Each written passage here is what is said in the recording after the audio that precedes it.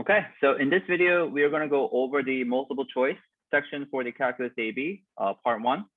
This is section 1, part A, and the time for 55 minutes for the multiple choice section that actually has a graphing calculator capabilities. So if you're given this test online, you should be able to have a little calculator tab. But most of the AP exams are conducted on paper, so you have to have your TI-84 out or TI-83, TI-84 plus, whatever that you would like to use, and then just work on these questions. I'm going to try to keep it short for about 10 minutes per video. And what that would mean is that we'll most likely be able to get to like question number 10 for explanation purposes. There are a total of 28 questions for the first section of the multiple choice, and then there will be 17 questions to do for the final section of the multiple choice. So make sure that your give or take spend about 2 minutes per question and no more. So after every single question, you kind of want to get an idea, oh, this is what I need to do, like right after you see a question for these. All right, so let's get straight onto the question here for number 1. If y is equal to x sine of x, then dy over dx. So this means I am trying to take the derivative of the first question here. I'm going to zoom into the question 1. The first thing that you have to notice is that you have x and then you have sine of x. So these are any single time whenever you see x's, you want to think of those two as separate functions. So like if, for instance, you want to think of the x as like, your f of x and sine of x as your g of x, that means that you're trying to take a derivative of two functions that's being multiplied. Okay, and this recalls for a power rule. Product rule, because you're trying to derive a function that has two functions into one, like they're being multiplied together. So what that would mean is I need to use the product rule statement that says that the derivative of anything that looks like this is the derivative of the first times the second plus the derivative of the second times the first. Okay, so f of x is x and f prime of x would be 1. We should know the simple derivative rules when we're doing these. And g of x would be sine of x, and the derivative of the sine of x is cosine of x. This is also something that we just need to remember. It's sine of x, I kind of tend to think of it as derivative of that is positive cosine, like the sine next, after that it goes to cosine. But if you're trying to reverse your way, sorry about that.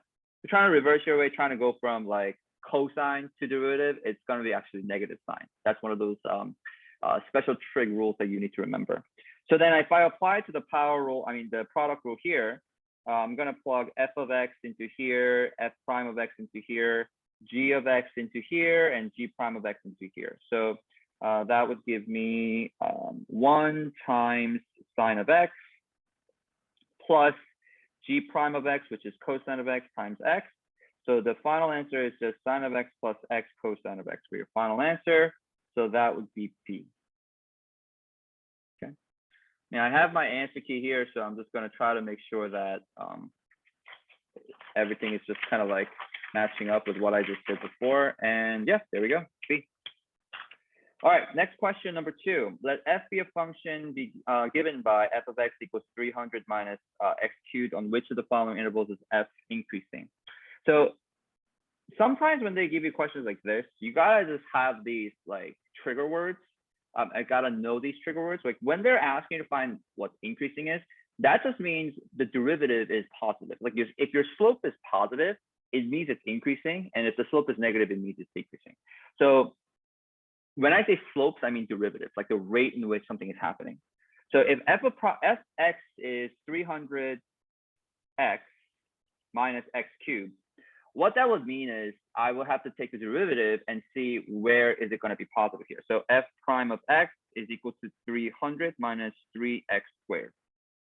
And you're looking for the part where this is going to be greater than 0. That would mean that it's increasing. So if I were to solve it, like doing simple algebra, you would do subtract 300 on both sides of this equation. You would get negative 3x squared is greater than negative 300. Divide by negative 3 on both sides. So remember, if you divide by negative, your actual sign for inequality switches onto the opposite end. So x squared is less than 100. So you're looking to see which answer basically gives you this. Trying to solve for the inequalities for quadratics, please note that if you square root both sides, that's going to give you a 10 certainly. So one of the solutions is certainly going to be x is less than 10. So on this end right here, like wherever the positive end of it, or the highest end of it should be 10. So we can eliminate every answer that doesn't actually have that. And it's really always a good idea to eliminate choices when you're doing multiple choice questions.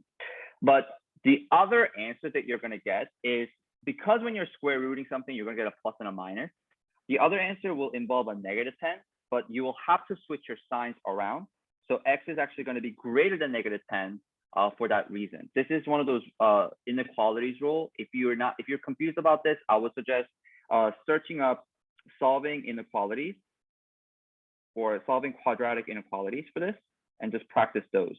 You will always get like two solutions in a way, and you just have to remember that there's always a plus and a minus sign going along with it, and the sign has to change. So therefore, the answer here is going to be B. You're looking for any answers from negative 10 to positive 10. And if you're wondering like what these brackets are about, the brackets are pretty much telling you that, okay, so this means like your lowest number is negative 10 all the way up to positive 10. Anywhere between those two is a fair game. All of those are part of your answer. That's what it means. All right, number 3. Now we're trying to find the integration of secant x tangent of x dx. This is also one of those rules that if you were to, let's say, take the derivative of something, you would end up getting secant x tangent x.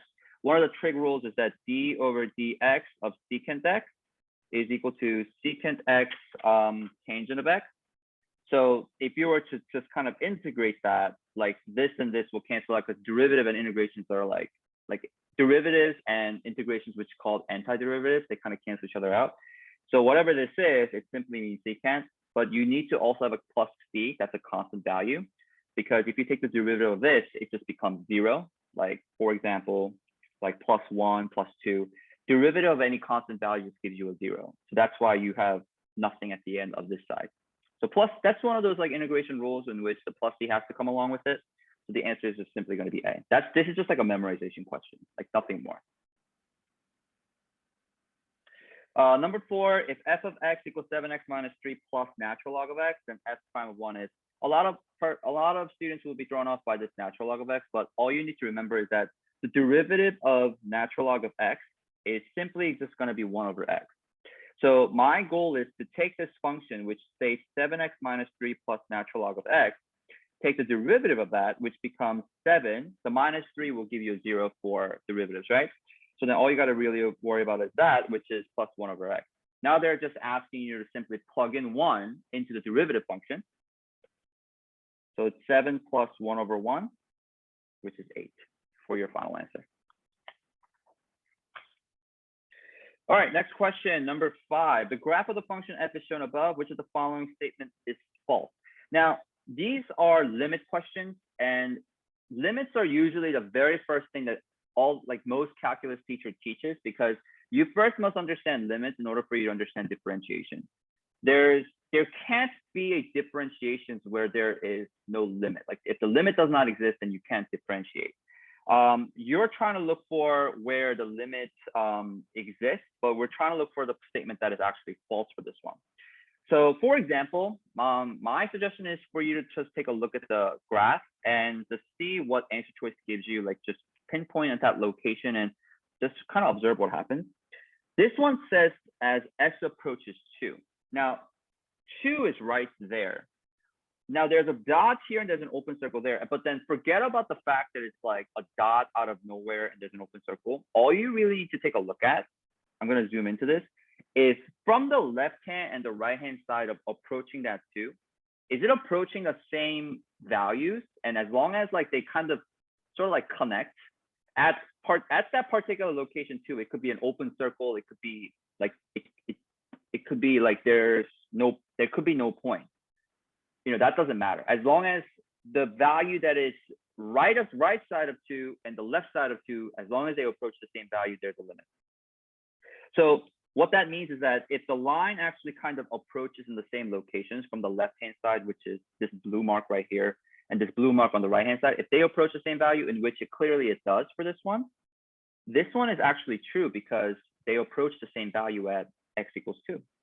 Okay, they approach actually the y value of 2 for that one.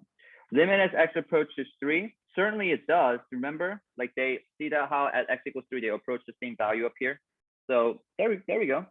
Doesn't matter if it's open or closed circle, as long as they approach the same value from left and right. That's all you need to look about, focus on. As x approaches 4, oops, sorry. As x approaches 4, now look at this. The left-hand side says that it's actually around down here, but then on the right-hand side, it actually jumps up to up here. Like we are looking at the closest side as the right side of 4 and the left side of 4, and look how it's disjointed. So if it's disjointed like that, there cannot be any limit that approaches, so it does not exist on that one. And since we're looking for a statement that's false, that's what we should say. And for just for good measure, x approaching 5, yes, that's clearly a limit exists right there. They approach the same value from the left-hand to right-hand side. All right, number 6, a particle moves along the x-axis and the velocity is that calculus AB like questions, they love to give you like velocity, total distance, acceleration. That is like your go-to thing you want to study for AP Calc. You have 6t minus t squared. That's the velocity. So you want to find out the total distance. Total distance from the velocity means you have to take the antiderivative of it. So if you were to, let's say, for example, there's a distance, but if you take the derivative of that, it becomes velocity. And if you take the derivative of that, it becomes actually acceleration. This is like one of those things that you must remember. And going by like antiderivative way from acceleration, antiderivative from acceleration, it gives you velocity. And if you take the antiderivative of velocity, it gives you distance. This is what like you need to understand this aspect of it before you can try this question right here. So if they give you the velocity and I want to find out the distance, that means I need to take the antiderivative of the velocity, which is a fancy way of saying integration, in order for me to get the total distance between time 0 to time 3. So what are we going to do? We're going to rely on our calculators. We're going to do our integration from 0 to 3. This is a definite integral from start to finish of the function 6t minus t squared. And the variable that we're trying to find the integrations for is t. So we want to multiply that with a change in t. So this is what you want to do. Now, remember, you want to spend about 2 minutes per question. This is a calculator system, right? So let's go to our calculator here. I think, there we go. So in the calculator, here's what you want to type. You want to type in the antiderivative of 6t minus t squared. If you don't know how to do that, you got to go to math here, scroll up to number 9, that's FNINT for function integration. And all you got to do is just quite literally plug everything in as it is. And please note that you don't have to always use the variable that they gave you. You can just call that x if you want. I'm going to zoom into this. Oh, I can't zoom in. So sorry, you have to like look at it from this. I know it's quite small, but I'm going to use this. So 6x minus x to the power of 2, and you're going to do dx right there, and then you're going to get a value of 18. So the total distance that's traveled, you're just going to say that it's going to be 18. There we go. Just use the calculator for it. That's all you got to do. All right, number 7. If y is equal to that, then y prime, which means take the derivative of it. So x to the power of 3 minus cosine of x to the power of 5. Like you might want to understand the derivative rules before you do this, but this calls for a power rule first, and then chain rule. This entire thing is raised to the power of 5, which means you have to bring the exponent to the front and subtract 1 from the exponent and keep the function inside to be the same thing. So right out of the gate, I know for a fact that C is not going to be true. And also B is not going to be true, because you got to keep the function inside to be the same. But the chain rule also states that if the function inside here also can be differentiated, you have to do that and multiply it right next to it. So the derivative of x cubed minus cosine of x in red, becomes 3x squared minus derivative of cosine is negative sine. So that's negative sine of x like that, which actually in turn makes it into a just positive sign overall. So this is what you're looking for, which the answer should be E.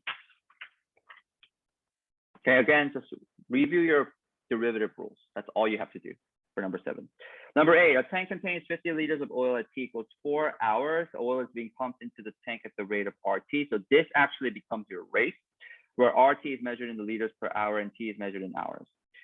Selected values of R of T are given in the table above using right Riemann sum. Right Riemann sum with 3 subintervals and data from the table. What is the approximation of the numbers of liters? My first suggestion is if they ever give you a right, like a Riemann sum questions, left, right, trapezoid, like, you know, anything, you always want to kind of, well, at least I always like to kind of draw a little graph and see what's really going on. So let's say the X is labeled as these guys. So 4, 7, 12, and 15. And R of T, I'm going to just label as 6.5, 6.2, 5.9, and 5.6. So it looks like it's like a decreasing function, because if I were to just plot the points that's going down like this, so those are the values there. The right Riemann sum simply means that if I want to find out like the area under this curve, okay, you can't do this by hand. Only thing we can do is use a calculator or use actual definite integrals. But an approximation for using the Riemann sums, and especially if they call it the right Riemann sum, they're asking you to find the 3 subintervals of a rectangular shape that utilizes from the very right-hand side of the, I would say, the final part of this area. The highest value that it goes up to is 5.6. So if I were to draw the Riemann sums for this, it would look like this. There's a rectangular shape that utilizes this as your height and this as your length. Then there's another height for the second rectangle that looks like this. So this is the area, and this is the area for the very first one. And then this is the right-hand side, and the area that you want to use is this. So why is it called the 3 subintervals like this is there's 1, there's 2, and there's 3. There's those 3 intervals in which you're going to make a bunch of rectangular shapes out of it. And I know that this is not a perfect example because there's this part, like these triangular parts where you're not accounting the area for. But that's why it's called approximation, right? Like this, at least these rectangular boxes kind of gives you some part of the area under the curve. So there we go. That's called the Riemann sum. All you have to do is then use your knowledge of how to find area of rectangles. This right here will be 3 because that's 7 minus 4. I'm going to zoom into this picture. And the height of this is 6.2. So one of the area that you're going to get for this one, this is 3 times 6.2. This one here, you will do the same thing. 7 to 12, that's 5 times the height of this, which is at 5.9.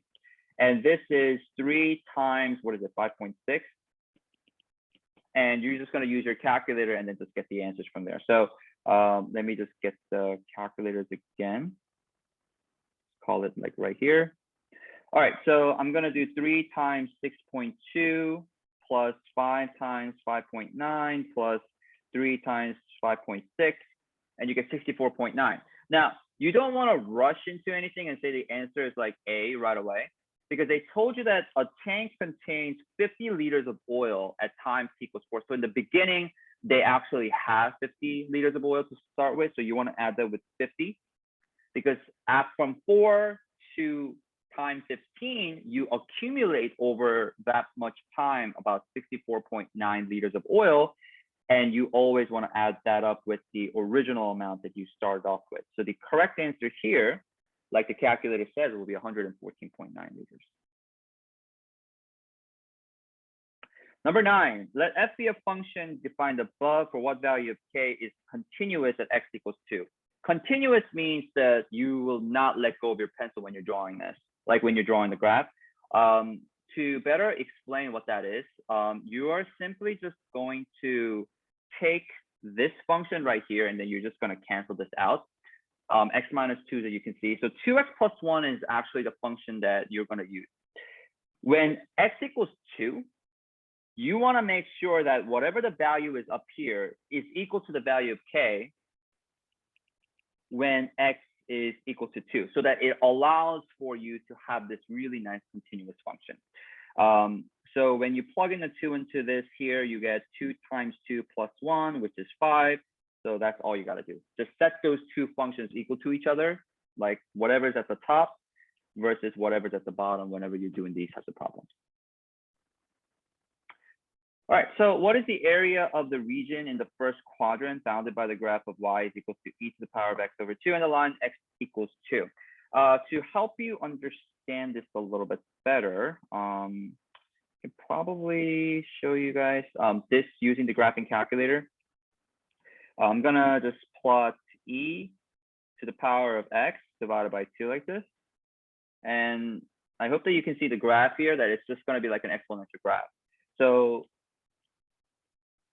what's actually happening here is that you have a graph that looks like this, and the x equals 2 means you have a vertical line down this way, and it's in the first quadrant. Okay, and then you're trying to find the area of the region, well, of this graph right here in the first quadrant means you're looking for the area like this. This is an area under the curve, which means we need to understand that this is an antiderivative problem, an integration problem, from 0 to 2, because those are your final start and finish of your x values, and you want to derive this in terms of x, because trying to find the area under the curve of the function that's provided for us as e to the power of x over 2. If you type this into the calculator, you'll pretty much get the values. But what's interesting is that all of these things are actually not in terms of like decimal values in which what you're going to get. You actually need to do this without maybe using your calculator. That would be the best way. And it's actually quite simple to take the antiderivative of this. The antiderivative of e to the power of x over 2 would be 2e to the power of x over 2. And the reason for that is because when you take the derivative of e to the power of x over 2, derivative of this x over 2 becomes 1/2. And so to countermeasure the 1/2 when you take the derivative of it, you actually want to multiply that by 2, because 1/2 and 2 will cancel each other out, and you'll be left with e to the power of x over 2 as your derivative. So this is your antiderivative for this function. And then you want to compute this from 0 to 2. So you just got to plug in x as 2 in there. So then 2 to the e, 2 over 2 minus 2e to the power of 0 over 2. Well, that's just simply going to be 1. So 2 to the e power of 1 minus 2. This is going to be your final answer. And so that's going to be A. Just verifying my answers that I have. And yep, everything seems good. All right, so in the next video, I'm going to share with you guys from question 11 through 20. Hopefully you guys have or understand most of these. Remember, you don't have to understand everything, but okay, so there we go. And I'll see you in the next video.